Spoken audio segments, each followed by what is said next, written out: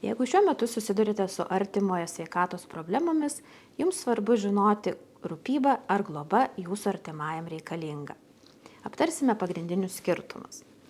Rūpyba yra nustatoma veiksniam žmogui, kuris turi fizinę negalią ir jam reikalinga pagalba būtent kasdieniuose veiksmuose. Globa nustatoma žmogui, kuris turi psichinę negalią, tai yra jam jau būtina nustatyti neveiksnumą, nes jis nesiorientuoja aplinkoje ir jam reikalinga ne tik pagalba buityje, bet ir visose kitose srityse.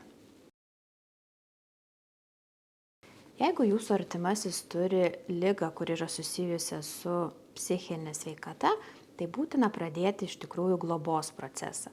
Neveiksnumą žmogui apriboja, globą paskiria ir globėją paskiria tik teismas. Bet prieš kreipiantis į teismą yra būtina kreiptis į savivaldybės instituciją, į socialinį darbuotoją, kuris surašo išvadą dėl asmens gebėjimų pasirūpinti savimi ir priimti kasdienius sprendimus.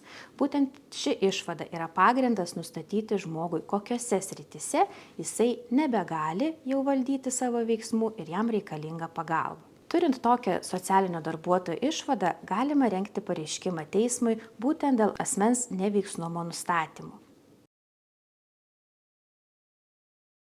Jeigu jūsų artimajam reikalinga globa ir globėjo paskirimas, dėja, bet ne visi artimieji gali kreiptis. Artimiausi žmonės, kurie tokį pareiškimą gali pateikti teismui, tai yra tėvai, vaikai arba sutuoktinis. Kiti asmenys dėja patys kreiptis į teismą negali. Tačiau tikrai dažnos situacijos, kai artimieji, netgi kaimynai, nori prisimti šias svarbias pareigas. Tuomet tai galima padaryti per prokurorą ginantį viešą interesą arba per įstaigą savivaldybėje. Asmuo, kuris nori būti globėju, turi būti sveikas. Tai yra, jums būtina gauti pažymą, kuri patvirtina, kad pats esate tinkamas būti globėju. Jeigu manote, kad jūsų artimajam reikalinga globa, norėčiau su jumis aptarti, kokią realią naudą būtent šis procesas suteikia tiek jums kaip globėjui, tiek globotiniui. Pirmas pagrindinis dalykas, jūs tampate oficialiu atstovu visose įstaigose. Jūs atstovauti galite tiek bankuose, tiek savivaldybėse, pas notarą, netgi teisinių paslaugų sutartį galite pasirašinėti būtent savo globotinio vardu. Jūs atstovaujate jį visur ir visada.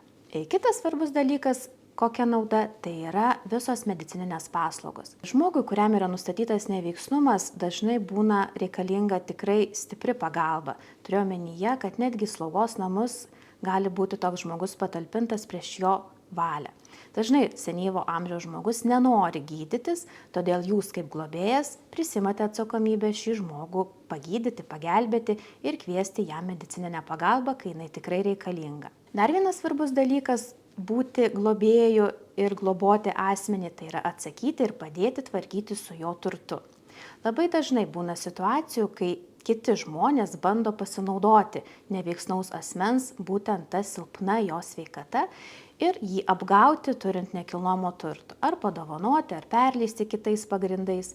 Esant globėjui, ši situacija jau tiesiog tampa neįmanoma, nes globėjas yra tas asmuo, kuris atsakingas už nekilnojamo turto ir kitokio turto būtent realizavimą ar disponavimą. Dar vienas svarbus dalykas, kokia nauda galbūt labiau globotiniui šiuo atveju, tai yra, kad teismo sprendimas yra neterminuotas. Jau tokiam asmeniu nereikia pakartotinai kreiptis dėl dalyvumo lygio nustatymo, neįgalumo lygio nustatymo, nereikia pakartotinai kreiptis ir vis pratęsinėti socialinių paslaugų gavimo. Iš tikrųjų, tai nėra trumpas procesas ir gali užtrukti ir 6, ir 8 mėnesius, kartais netgi daugiau. Kodėl taip ilgai užtrunka? Todėl, kad būtent teisminio proceso metu yra skiriama ekspertizė, žmogaus psichologinė, psichiatrinė ekspertizė ir ji kartais užtrunka, kaip minėjau, nuo 6 mėnesių iki 8, būna ir greičiau. Todėl, jeigu manote, kad jums reikalinga globa jūsų artimajam kažkokia pagalba, maloniai kviečiame į konsultaciją pasikonsultuoti būtent šiuo klausimu.